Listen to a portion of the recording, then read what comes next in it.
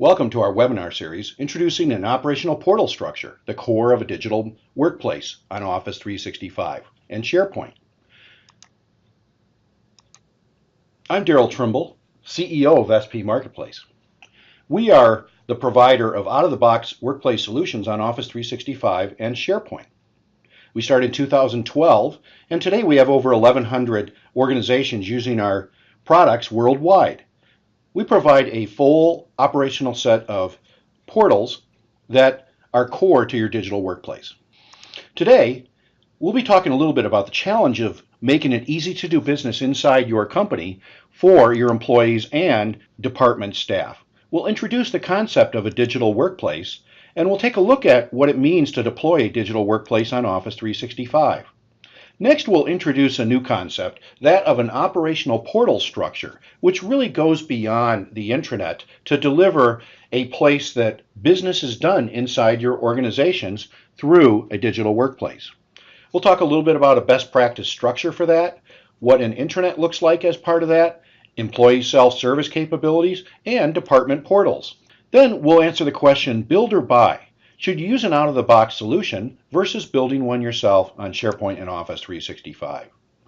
And really what it all comes down to is today we see a lot of chaos in the workplace because there's so many different technologies and things are placed so many different places, whether it be documents, whether it be processes or news and communications. We see email being overused quite a bit for this as well. And part of this really results from the whole traditional organization and how it grew from siloed functions, where we grew different departments that are all there to provide services in the organization in many cases, but they have different policies, procedures, processes, and as a result also different systems, which if you're an employee looking across all of these, it makes it hard to find things and get the things you need to get your job done. The second result of this is a very complex, in many cases, organic IT infrastructure, where there are many, many different standalone applications that each of the departments has brought in, and no thought really about a common infrastructure, common user interface, but mostly kind of from the department out, which makes it, again, very hard for the employee to get what they need and a lot of frustration. But now a new concept is really coming forth, and it's a way to unify work and technology to make it easier. So it's the ability to use any type of technology across laptops, desktops, mobile technology, and so on. And then bring together the collaboration capabilities and communicating with people through discussions, through ideas and online meetings, and so on.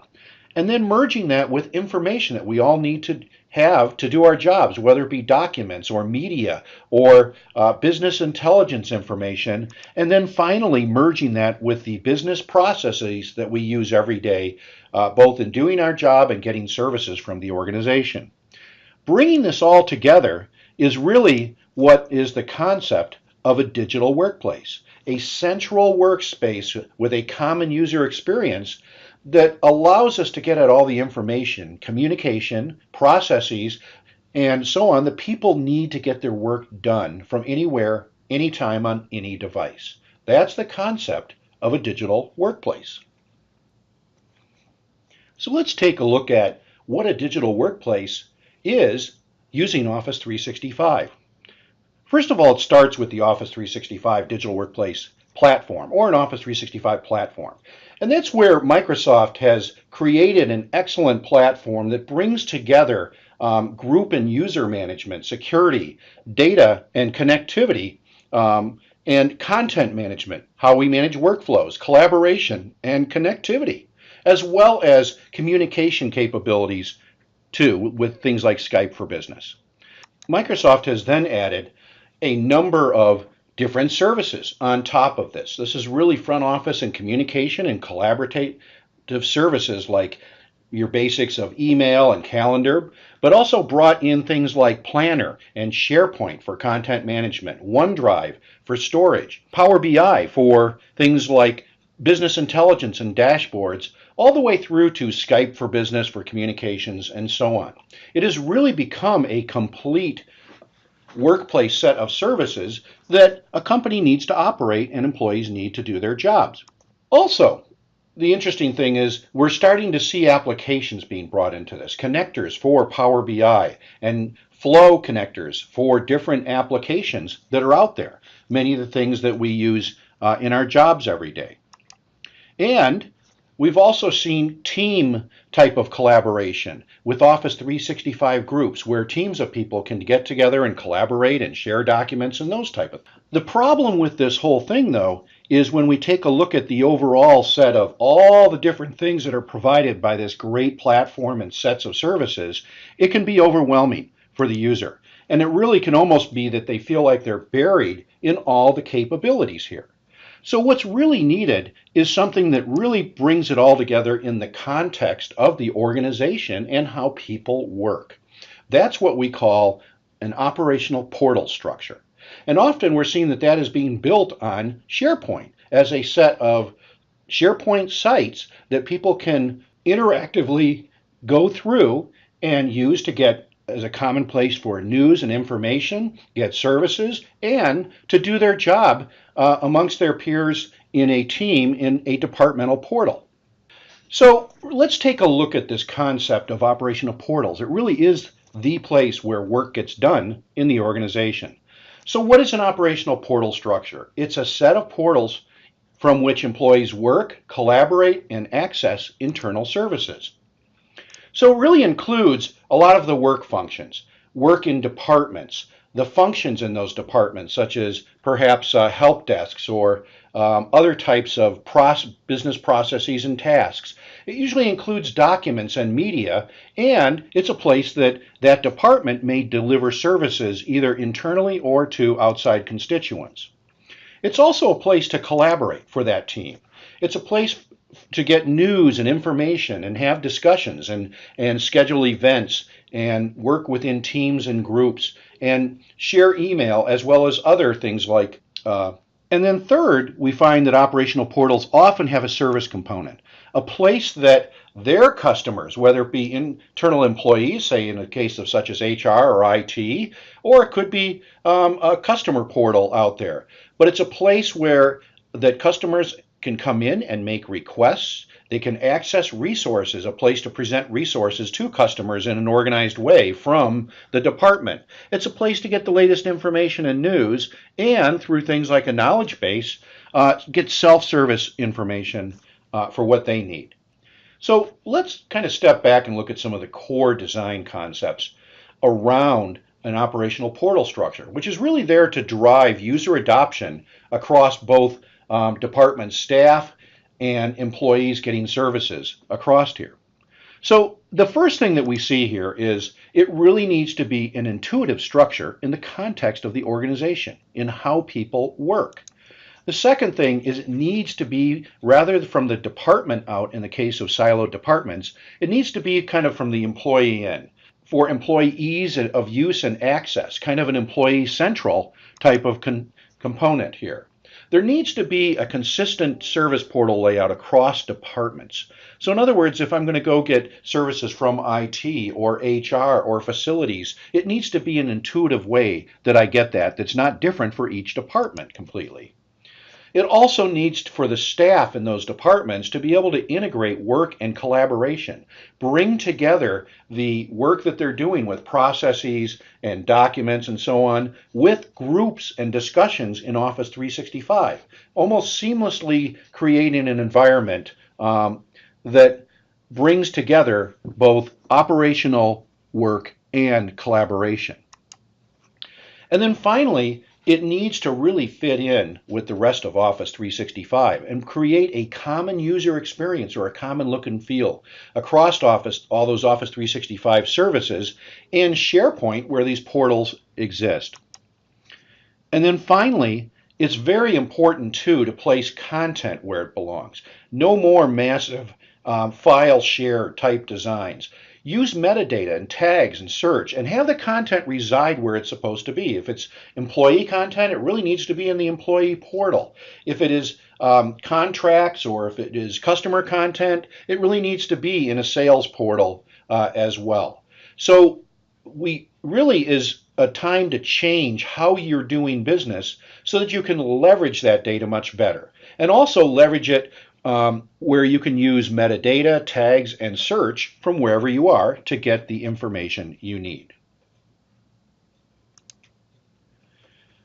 So one of the things that we've stepped back and looked at is let's take a look at some other industries.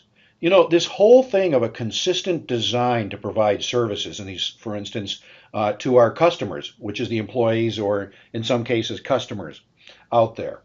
Um, and if we take a look at banking, if you ever notice when you go into a Bank of America, for instance, in Chicago, it looks very much like the Bank of America you would walk into in San Francisco. The layout's the same, the tellers are on one side, the desks for services are on another side, and so on. Very consistent, you know what to do when you go in there. The same thing goes for the fast food industry or the restaurant industry, and the same thing goes for retail. If you walk into a chain retail store, say in a mall or whatever it might be, the layout's going to be the same so you can find the things that you need. This best practice customer service design needs to be carried through to your operational portals. So one of the things that we've found, and we've done again over 1,000 of these out there for different organizations, is there's some best practices to how you set up these portals. And we found that there is a hierarchy that works very well, and that's with an intranet at the top. That's kind of the entrance point, the point where you can get all organization information and see what's going on, as well as to be able to get information specific to you and to be able to navigate to get where you want very easily. There's a next level which we call Employee Central, and that's where you actually provide an Employee Central portal where employees can find things no matter what department it might be in, where they can have central help requests or documents, central place for key documents that all employees are going to use, like policies and procedures, and things for processes in Process Central, things like time off or expense reports or something like that. Also, departments on the lower level interact with this and have a very consistent design with both a staff portal and a service portal. Now, it doesn't stop here, but it really needs to work together in an active portal structure. So obviously the intranet has a lot of news, announcements, events. You're going to have discussions, blog articles for your newsletters now, online newsletters. You're going to have things like an employee directory and navigation and personalized links up here. But where it really comes into play as an operational set of portals here is that it links in with your entire structure. So if the HR department has a news item like a new employee announcement or something like that, they can actually load that in their department down there, click a checkoff box, and it will publish it up to the intranet automatically. No content manager running around trying to find the latest news. It's brought up there. It's pushed up from the operation. Same with announcements or same with events. So it needs to be very active as well. And it also extends to activities like an employee asking for help from the central help desk. It could automatically route it to, say, IT or HR. If HR has a new policy that they have developed in their department and they want to publish it, that new version can automatically go up to Doc Central and replace the older version up there. And then finally, things like travel request or something that is a process can be filled out, approved in a central point in Employee Central, and then pushed down to the operational department that actually processes that. So this is what we mean by an operational portal structure that is an active structure and integrated. So let's just take a look at what the different components here. First of all, probably what most people are familiar with is an intranet. And it really is the Intranet Home, but there's other things in it. So we call it an Intranet Homepage Plus. It's the organizational entry point for a digital workplace. It's that central point for news and information and events. And it needs to be personalized both in navigation and links and so on. It's the place that the employees come in, perhaps when they start their day, or to see new things that are happening. Many of you are probably, again, familiar with an intranet. The next level down really is that Employee Central. And this is really where employee self-service happens. This is something that's new to many organizations, but why keep everything that many employees use every day down in IT or HR, bring it up? Why have a different way to contact each of these departments or play telephone tag and email when you can have a central service request system in Help Central, a common way to request services in your organization? Also, what if you could go in and find things like media or documents that you use every day? What's the latest dress code policy? What's the latest vacation policy or other things out there? Maybe it's the latest computer that you're supposed to buy, the models that you're supposed to buy when you upgrade your computer. All of that can be put into Doc Central from the different departments out there as well. Then Process Central is the general place where you can go in and do employee processes. And it doesn't mean they all have to be built in SharePoint, but it's a way that you can give links to things like your payroll system or your time off or expense reports or other things as well. And the key thing is this is all an integrated part of the operational portal structure, the central place employees can go. Now you got to be careful you don't put too much up here. It's frequently used things by employees that you want to put here. So then finally we have the department portals, and this is probably the most important part of the whole design. They're organizational groups, typically departments, but could be branches or operational groups, and they include both a staff portal and a service portal. The staff portal, if we take a look at it here, is where most of the work gets done. So if you're part of, for instance, the IT staff, you have your help desk here, your asset tracking, as well as other things that you might be doing, tracking vendors, tracking warranties, and so on, even a knowledge base. Also in here is your team links, the links to the different Office 365 groups that you're going to be using. There's typically an IT staff or a IT services group in Office 365. And you can link right from this portal to discussions, OneDrive, and other things specifically for the IT team. We get a view of activities like overdue cases and new cases and IT announcements and how-to links and the different IT calendars as well. So it really is designed overall to provide the key operational functions that you need to get your work done as the IT group as well. So let's take a look at a second area here, and this is called Service Portal. Now, if you're an employee coming in to get services from IT, this is where you do it. In this case, we see HR. It doesn't matter. They're all designed very much the same way, where you can have a service request that you can submit or access for self-service knowledge base. You can get to different resources that the HR team wants to present to you in the doc libraries and links. You can see department news as well and filtered views of things that are specific to you, your service requests, your relevant documents, and so on here. Again, this is your bank branch that is the service portal that the departments are presenting to you as well. All of that is really what we call an operational portal structure. Now, the really important part is it's got to be integrated with Office 365 in a common user experience. So we really should be able to launch it from the app launcher in Office 365. And if you're in your intranet portal, you should be easily able to get into your email. You should be able to get at people and groups for reference and for contacting people and sharing with them. You should be able to look at dashboards from here as well as things like Planner. And they should all look the same. They should carry through that common user experience. The question at this point is, so this all looks really good, and you can see how it could really make a difference in taking Office 365 and putting it into a real work environment for yourself. But the question is, how do you do this? Do you buy? Do you build? Well, some of the considerations are out there is expertise. Do you have that SharePoint and Office expertise in your team to build it? Does that team know best practice design? Are they going to stumble over it and not get user adoption and other things because they've never done it before? The way you build it is really important. If you don't build it right, say on SharePoint or whatever, and you use code in some places and so on, are the next month's changes or the next month after that changes to Office 365 going to break it? Is it supported by somebody? And then there's also the politics of siloed departments. And if you're going in and building it from the inside and all of that, sometimes it's very hard to do it. But when you bring in an outside solution that is already done with best practices, you can apply that into departments and get support without it being kind of a war. And then finally, it comes down to, most importantly, time and cost. How much time do you have to do this? Do you have the resources? And how much is it going to cost? Well, that's what a lot of our customers see today. And what we have is a set of SP Digital Workplace solutions that actually integrate with Office 365 services, but are built in SharePoint Online.